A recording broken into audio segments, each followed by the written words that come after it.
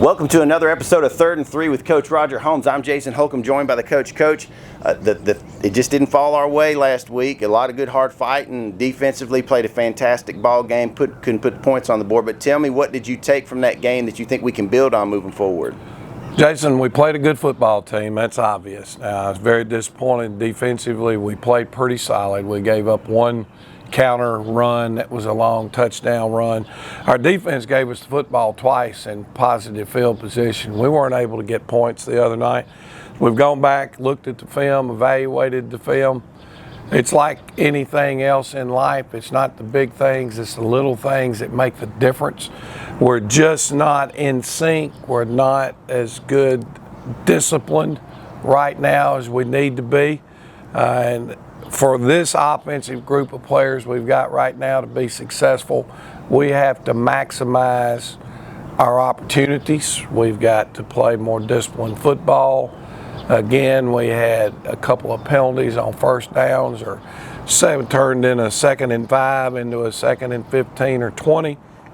We're not built really right now at this point to overcome those type of situations. And at the end of the day, it's not going to get any easier. We've got a monstrous schedule and a great group of teams that we're going to play. So it's up to us to go back and continue to work hard to improve and try to get back to where we want to be, and that's playing our best football when the first round of the playoffs get here, if we're good enough to get in the playoffs. I'm going to tell you, you talked about a murderer's row of teams, and it's going to just keep going on. But obviously this coming week, don't have a team to play, so we're not going to worry about that. But we do want to worry about our Optim Player of the Week, so let's go ahead and check out who it is.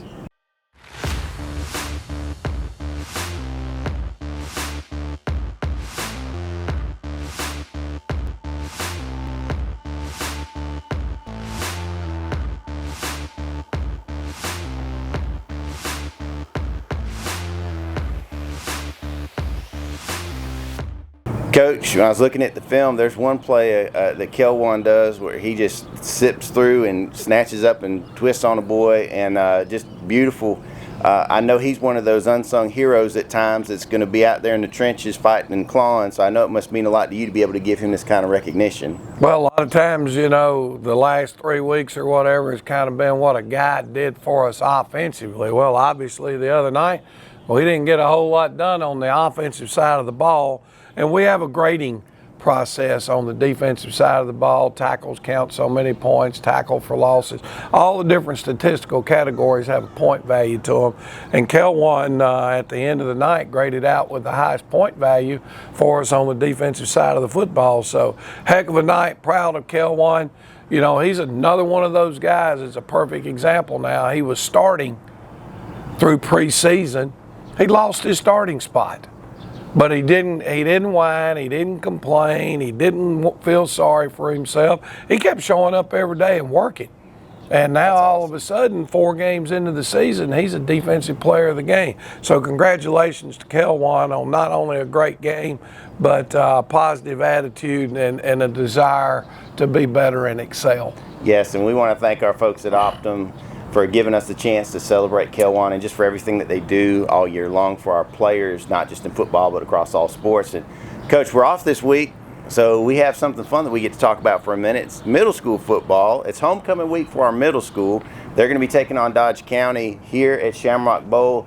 I believe kickoff is what, 4:30? 4:30. And it's a lot of fun. If y'all have not been to a middle school football game, it's just a different atmosphere, just much more relaxed. The kids come out here. Coach Watts is really intense and has a good time. But Coach, tell me from your perspective as a head coach, what are the things you're seeing out of the DMS Irish that have you excited for the future of Irish football? Well, there are a lot of talented young men, and it appears that their physicality is really good for a middle school football team.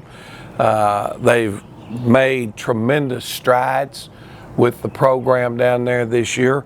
I feel for them right now. I know last week we've got the flu bug running through Dublin city schools. extremely high contagious rate of it right now.